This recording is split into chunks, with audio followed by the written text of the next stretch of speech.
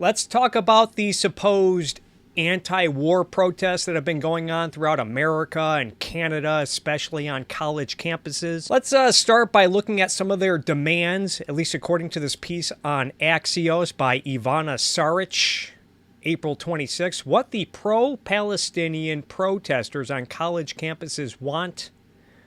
One of the major universities is Columbia. I guess some of their demands include divesting. They want Columbia to divest from companies that profit from Israeli apartheid, genocide, and occupation in Palestine, and more transparency around investments. Students have also called on the university to end policing on campus and sever ties with Israeli academic institutions, including Columbia's Global Center in Tel Aviv and its dual degree program with Tel Aviv University. Students at Yale are making demands. Students at Princeton are making demands, including calling for the school to release a statement supporting a permanent ceasefire and condemning Israel's genocidal campaign against the Palestinians. So let's run with this really quick. Let's just run with this. They don't like that Israel has to go to war with Hamas, which again is a Islamic theocratic militant group that also has genocidal ambitions to destroy Israel and kill Jews. And then these students frame stuff like collateral damage as genocide, which is just...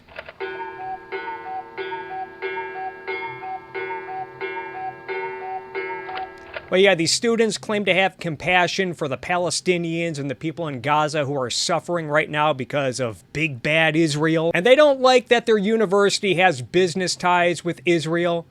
Okay, let's run with this. You could play the same game with a lot of different businesses and institutions, including elite universities like Princeton and Yale and Columbia and Harvard. You know, how many businesses and institutions like universities do business with countries like communist China? A country that is well known for its brutal oppression of people in China, including putting Uyghur Muslims into concentration camps, and its crackdown on freedoms in Hong Kong, and its insane, horrific zero COVID policies, and we're just scratching the surface on how horrible the CCP is and how it treats its people. Meanwhile, Columbia not only does business with Tel Aviv, as we can see on their website right here, they also have offices, as we can see, with in Beijing, with communist China. Isn't it telling that there's not a lot of pressure, there's no effort to put pressure on Columbia and these other universities to divest from communist China? And I think after watching some of the clips from these protests, I think we'll get a clue as to why. But we also got to talk about how a lot of these methods of peacefully protesting in many cases should not be allowed. I don't know if they qualify as peacefully assembling. Like we got this clip right here from Yale, where I guess these protesters were forming human chains to block students from moving about the university. Yeah, and as we can see right here, so they're pressuring this guy to move in a certain direction. I'm not sure peaceful assembly means intimidating others, forming human chains to block people from moving, pitching tents and setting up encampments. You know, going back to the communist China comparison, you know, Disney, the Walt Disney Company, does business with communist China. I think they have a few theme parks in communist China. Now, let's say that I don't like that Disney does business with communist China. Does this mean that I have a right to rally a bunch of my activist friends and then go to Disneyland and turn it into a campground by pitching tents and doing stuff like forming human chains to block people from entering the theme parks and other businesses in downtown Disney and Anaheim until Disney gives in to my demands? Do I have a right to do that? I'm no legal expert, but I'm gonna say...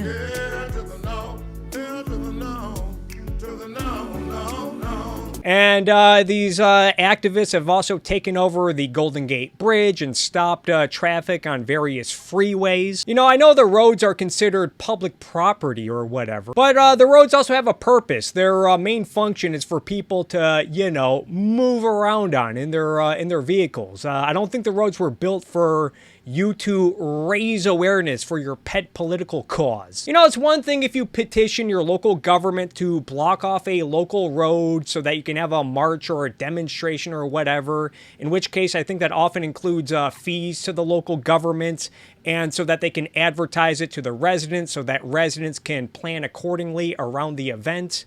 Even beyond protesting, I know cities are known for doing this for stuff like 5K and 10K road races and food festivals and music festivals and other stuff. But there's a big difference between that and abruptly showing up to take over freeways and major bridges like the Golden Gate Bridge. Meanwhile, we have the First Amendment right here.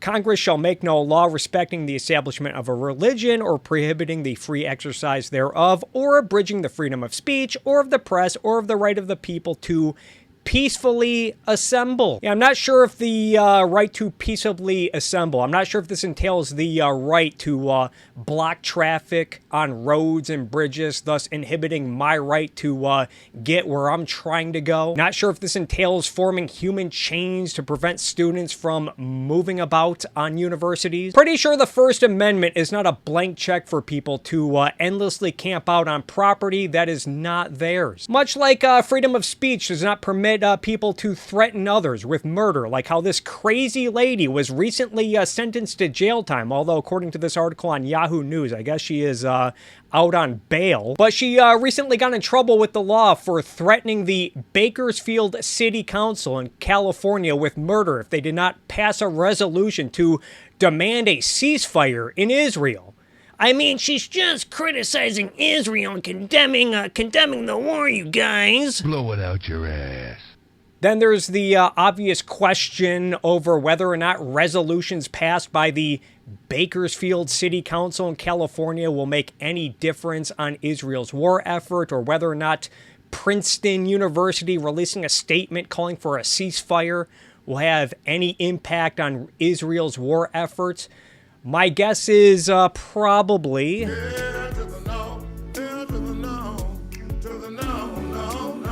We also got to ask, why are these demands for like ceasefires and ending the war, they're never geared or directed at groups like Hamas or Hezbollah or the Islamic Republic of Iran or the Houthis or the Islamic Resistance of Iraq, or the Palestinian Islamic Jihad? And I think we can guess why after looking at some of the clips from these various protests and demonstrations, like this one in Ottawa, Canada, from April 20th. Let's give this one a listen, all right? And just notice some of the flags in this march in Canada. From the river to the sea. Saw an Iranian flag in there of the Islamic Republic of Iran. You absolutely suck! But if you guys are not making out what they're saying from the river to the sea, which suggests that all of Israel should be wiped off of Israel, and that all of the land that's considered Israel today should go to the Palestinians.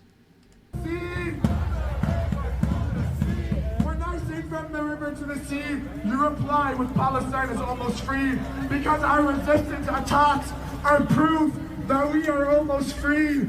October 7th is proof that we are almost free. Yeah, and it looks like they're celebrating October 7th. You absolutely suck! Long live October 7th. Long live the resistance. Long live the Intifada.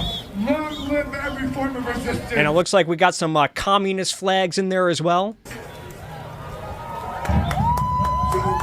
Yeah, woo! And then also at Princeton, we saw some people bring some Hezbollah flags. Keep in mind, I did a video back in October called The Myth of the Liberation Protest, where I talk about the history of Hezbollah and the Islamic Republic of Iran's efforts to destroy Israel through proxy groups like Hezbollah and Hamas and others that I mentioned earlier. Even earlier this month in April 15th, it was reported that there were Hezbollah flags in protests on Wall Street in New York City. We also have this Canadian protest. I think this was in Toronto, where they celebrated Iran's strike on Israel. Listen to this.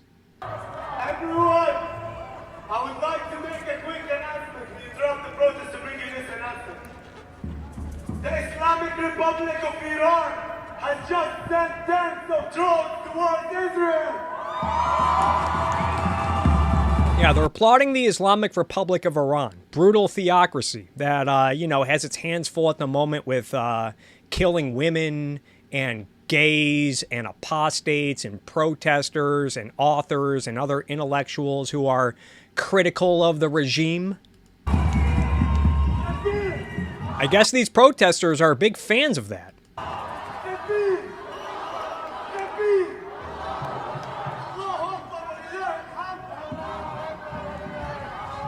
This comes as a direct response to the bombing of Israel to Syria, Iraq, Palestine. All right, and then we also had this protest at Dearborn earlier this month. This is from April 7th. Here's what they were saying in Dearborn, Michigan earlier this month. Asked in the past, why are our protests on the International Day of Quds, why are they so anti-America? Why don't we just focus more on Israel and not talk so much about America? Gaza has shown the entire world why these protests are so anti-America. Because it's the United States government that provides the funds for all of the atrocities that we just heard about. And this is why Imam Khomeini, who declared the International Day of Quds, this is why he would say... And he's citing Ayatollah Ruhollah Khomeini, the figurehead, the guy that led the Islamic Revolution in Iran, that established Iran as a Islamic theocracy. Citing him as if he's some sort of authority, as if he's some sort of hero. You absolutely suck! To pour all of your chants and all of your shouts upon the head of America. Now we got chance to death to America. Blow it out your ass. Remember, guys, they're just anti-war. Malcolm They just want a ceasefire, and they want humanitarian aid to get into Gaza. That's all. said, and I quote, "We live in one of the rottenest countries that has ever existed on this earth. It's not Genocide Joe that has to go. It's the entire system that has to go. Any system that would allow such atrocities and Yeah, and how about those atrocities in Iran, huh? such devilry to happen and would support it, such a system does not deserve to exist on God's earth." And so when these fools ask us if Israel has the right to exist, the chant "Death to Israel" has become the most logical chant shouted across the world today. Yeah, guys, they just have compassion for the people who are suffering from collateral damage, you know? And here they are cheering on the death to Israel, the death to America, invoking some of the most brutal dictators in the world. Well, I guess, you know, Khomeini has been dead for a while now, but still a brutal dictator. All right, I think that's enough of that. But when you're protesting Israel for supposedly being a colonialist state and supposedly engaging in genocide... That's the most ridiculous thing I've ever heard, dude. You sort of undermine yourself when you support the Islamic Republic of Iran and gigantic goons like Ayatollah Khomeini. You know, the Islamic Republic both has imperial ambitions exemplified through their proxy groups like Hezbollah and the Houthis and the Islamic resistance of Iraq and Palestinian Islamic Jihad, along with Iran's support for Hamas. You know, all these militant groups seek to destroy Israel and kill Jews. You know what? I'm sorry. I'm sorry. You cannot be opposed to colonialism and genocide and also be a loud and proud supporter of the Islamic Republic of Iran. Not to mention, again, the communist flags that I saw at the rallies in what was this, Ottawa? You know, communism, that ideology that's responsible for mass murder and mass starvation and trying to expand its influence throughout the world. Then we have photos like this that was put out by AG Hamilton 29 on Elon Musk's website. I think this is from Colombia. Yeah, this is from Colombia. You had some protesters flying Israeli flags and American flags. But then you had someone standing in front of them with a sign that said Al-Qassam's next targets. Uh-oh, SpaghettiOs! As A.G. Hamilton mentions, Al-Qassam is the Hamas military wing. Oh, you absolutely suck! But wait, there's more. There was also this clip where I think we got more support of Hamas and the Al-Qassam brigades. Where was this one? Where was this one? This was at Columbia University. Here we go. Yeah, Al-Qassam, you make us proud.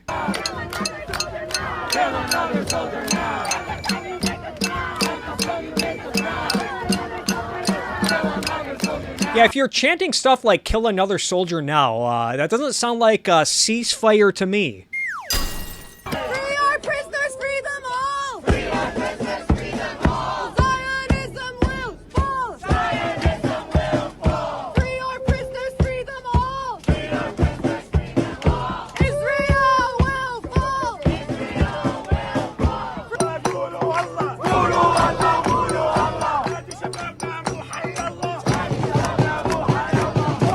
All right, I don't know what they're saying here. Okay. All right, I think that's enough of that clip. But yeah, got a lot of cheering on for Hamas and the Al-Qassam brigades. Then we have this other clip on the NYC subway. Let's listen to this. All right, with spirit, it's hard to make out what they're saying over audio, but I guess they're saying with spirit and with blood, we will die for Gaza. Iran, you make us proud. Now, Yemen, you make us proud. A lot of people get the impression that they're cheering on the Houthis in Yemen. Yemen, you make us proud! Resistance is justified! Resistance is justified! When people are occupied! When people are occupied! So from the river to the sea! Yeah, more of the river to the sea chants. From the river to the sea! All our people will be free! All our people will be free! Not if you're cheering on Hamas and the Islamic Republic of Iran. Oh, you absolutely suck! Free from what exactly? Then we got this clip courtesy of Libs of TikTok, who I'm not always a fan of, but this was a pretty telling clip. This was Columbia University, more from the Ivy League.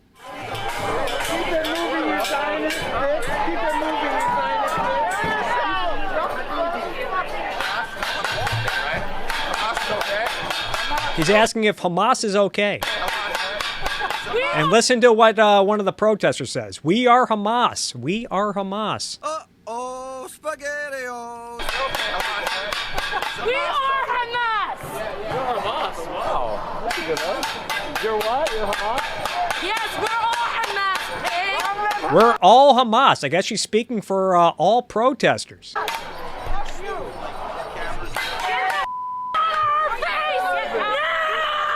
Damn, she's really upset. Really upset that I guess Hamas doesn't impose their bullshit-ass theocracy on more parts of the world.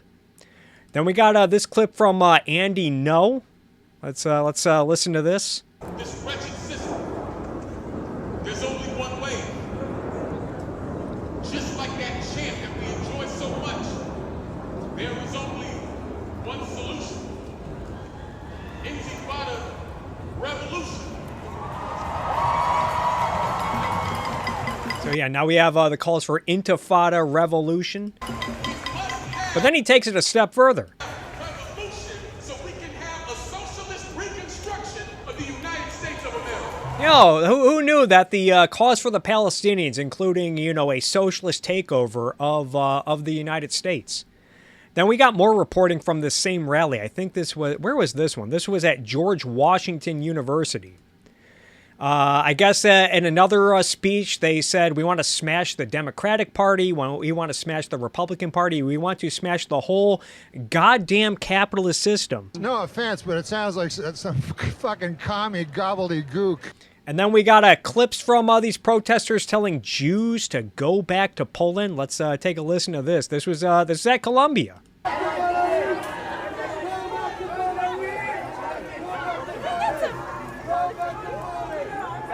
Okay, I don't know if you guys can hear that. It might be hard making out, but they are. We can hear that they're saying "Go back to Poland." Go back to Poland!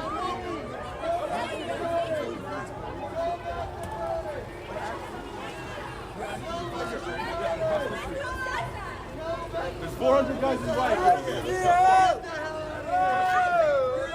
All right, I think that's enough of that. We also got this piece on the Free Press written by Jonathan Lederer, who said that at Columbia, I am told to go back to Poland. Then we got clips like this from Columbia, who said, we don't want two states, we want all of it.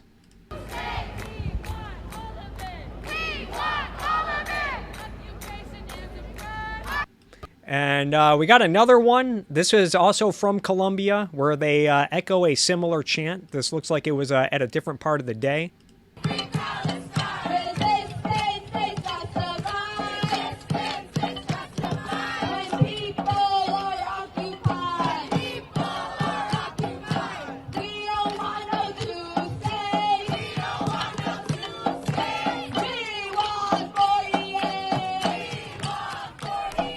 Blow it out your ass.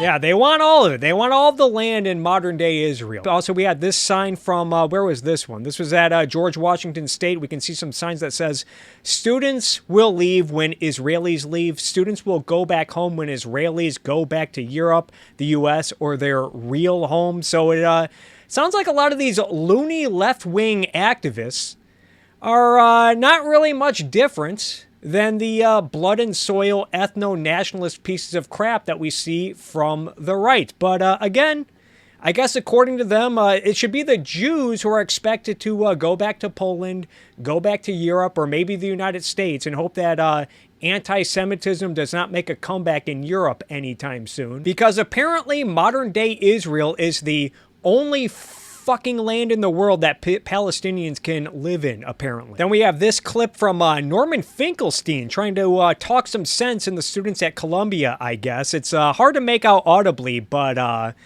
what he said, what happens after he's done talking is pretty revealing. Check this out. Particular moment. That's my view.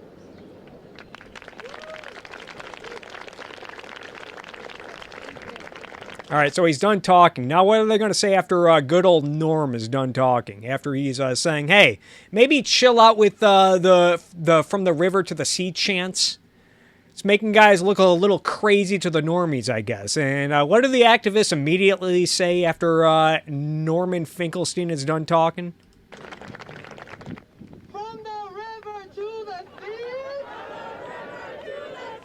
Oh, no, gee whiz. Oh, gee whiz. And then we got pictures like this from Harvard. I guess they put up these signs at their encampment saying, welcome to the liberated zone. Make sure you talk to one of us before entering. You know, you gotta love the irony here. All these complaints about Israel and how they are occupying land that they supposedly took from Palestinians. And the first thing that anti-Israeli activist asshats do is they occupy land that is not theirs, and then police who is allowed to come in. And there are clips of these activist asshats demanding that nobody film them in their encampments. This was at Northwestern University.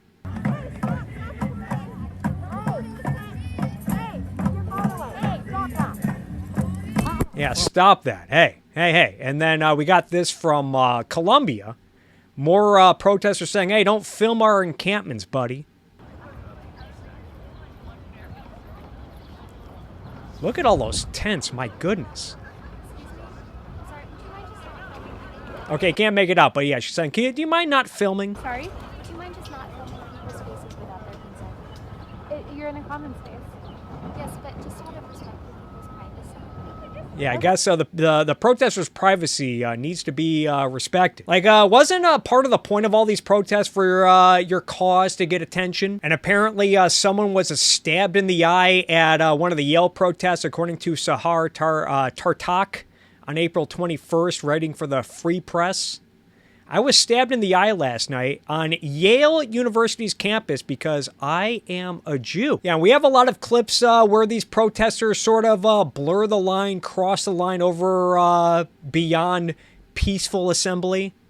Like this professor of economics at Emory University, which I think is in Atlanta. She was complaining that she was getting arrested while admitting that she hit a cop on the head, I guess. I impulsively hit him on the head very lightly to get his attention. Yeah, it was a light hit. And they grabbed me, threw me to the ground, and arrested me. And maybe if this lady played some more video games like Grand Theft Auto, she would know that, you know, you're not allowed to lay your hands on police officers. Then we have clips like this where another professor at Emory, I guess maybe it's the same one. Maybe it's the same one, but others have said that she interfered with police arresting a suspect, which I guess is also against the law. Then we got this at UCLA. I guess a student was barred by his fellow classmates from moving about on the campus. Law preventing me from entering, so I'm going to enter right now. You pay tuition, right? I do pay This tuition. is our, I believe this is our campus. Absolutely. Now, if you excuse me. Excuse me. Excuse me.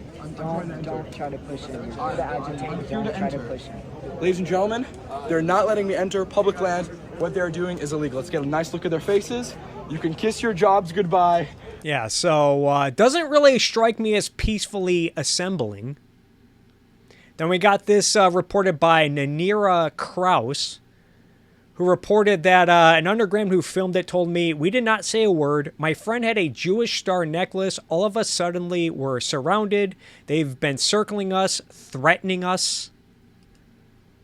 Then we have this clip put up by Ali London, which I guess features a Native American activist who came up with a sign that said Hamas supporters are not welcome on native land. And you can clearly see that this results in a scuffle. And if you watch this clip on your own, you will see that her sign does say Hamas is not allowed on native land, whatever the hell that means. But putting aside that issue, if these protesters just want a ceasefire and want an end to the war and are not actually pro-Hamas, why would they then get worked up over someone saying that Hamas supporters are not welcome? Really makes you think. Then we got clips like this from California Polytechnic University. We got a clip of some vandalism at one of the buildings. I'm gonna mute the audio because it's irrelevant. But yeah, it looks like we got a glimpse of some of the protesters, and they take you in, and it looks like they destroyed some property, defaced, vandalized. Again, I'm no legal expert. This looks like it goes a little bit beyond peaceful assembly. Going back to the First Amendment, I'm not sure that the First Amendment is a blank check for people to violate others' property rights, vandalize, threaten, harass, intimidate. Yeah, I got a lot of graffiti on the walls in this building at a university. Then we got some pictures from Northwestern. Again, more vandalism, it looks like. Guy Benson reports they're now defacing university buildings and posting anti-Zionist but totally not anti-Semitic graphics. And how about clips like this? Again, I think this is also from Cal Poly of activists brawling with police. And we got John Michael Rash reporting this, saying, kind of looks like January 6th footage. Goddamn right. Yeah, remember all the pearl clutching, I would say rightful pearl clutching after January 6th, after all of the people who showed up to storm the Capitol were brawling with police and security and overwhelming police and security? Really horrible stuff, and a lot of people from the left were rightfully pointing out how, one, horrible it was, and two, how it shows a big double standard amongst a lot of the Blue Lives Matter people on the right. But now we're seeing it at college campuses, and don't really see much outrage about it.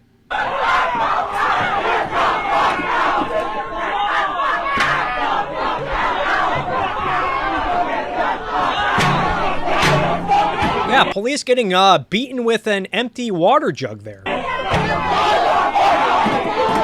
Again, totally peaceful protest, you guys. Blow it out your ass.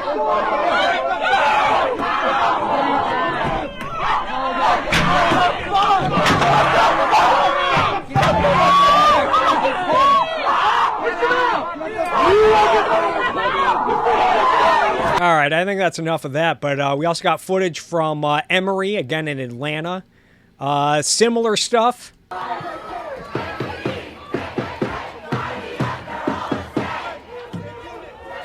Yeah, getting stuff thrown at them as they're trying to prevent them from illegally entering a building.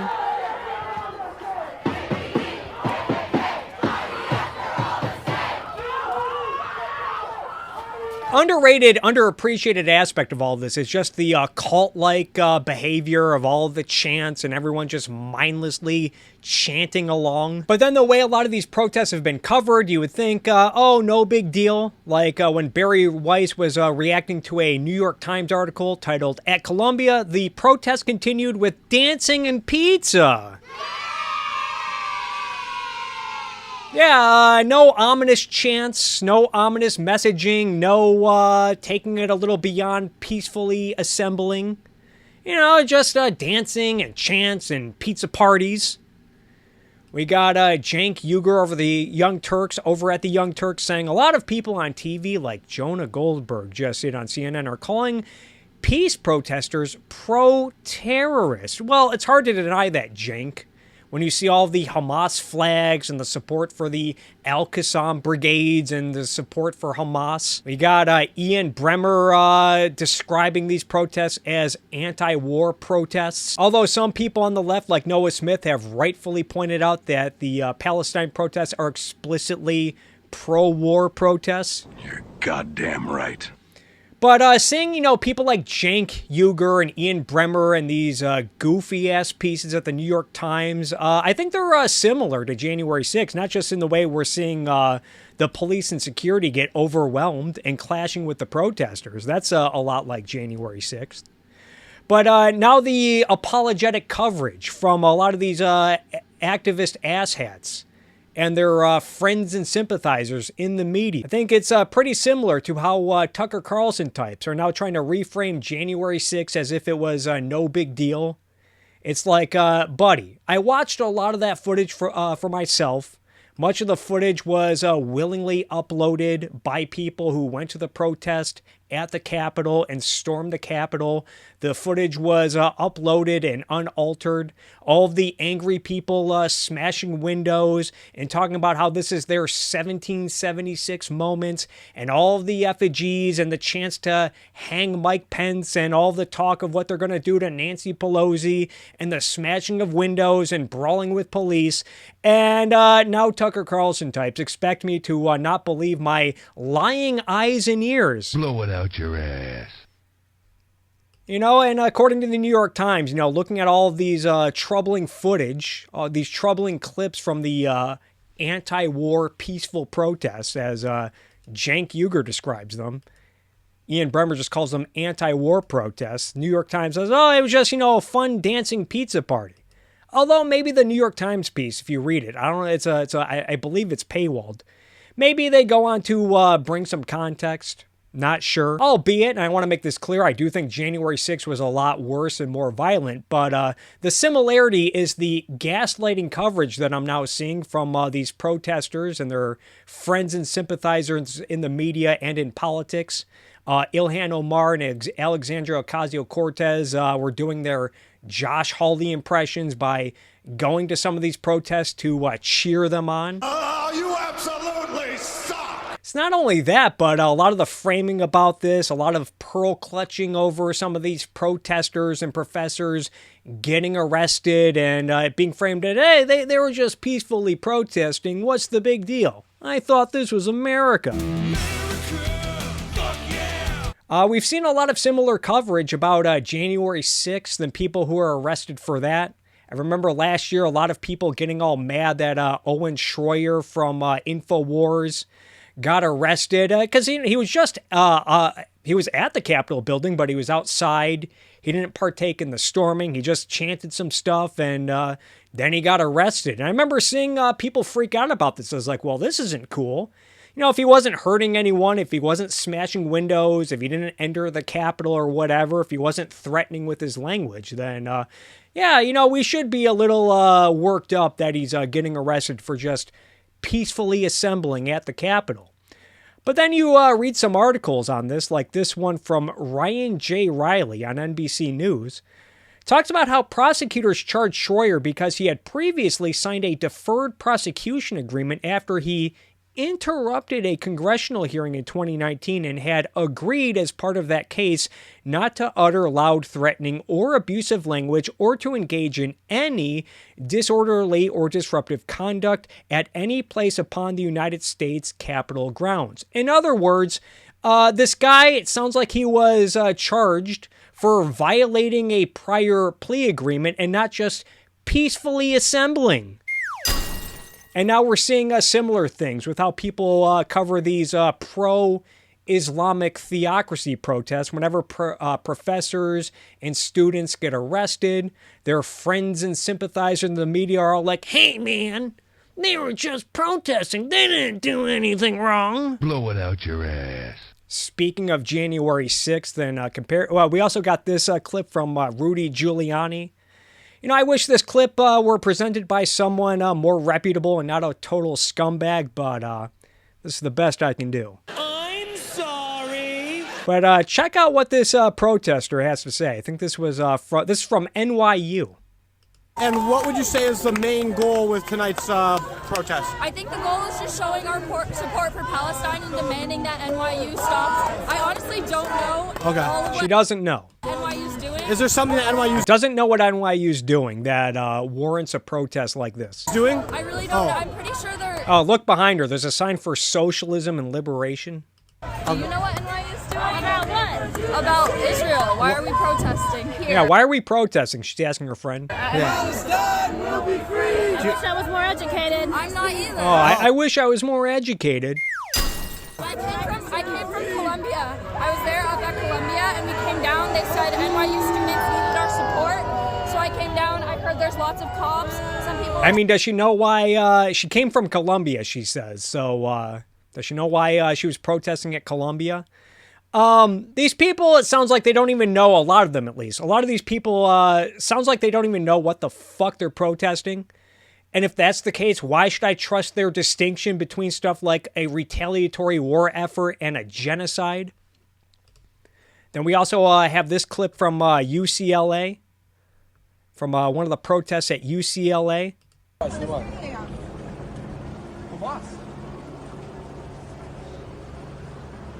think we saw this guy in a prior clip.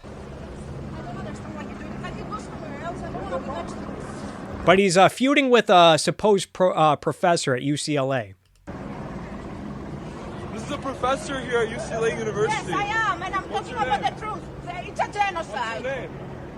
What's your problem? You clearly don't know what the definition of a genocide is. I don't know. Hey, ladies and gentlemen, this is a professor I don't know what the at definition of a UCLA. genocide is. She doesn't know the definition of a genocide. What is the definition? Yeah, tell me.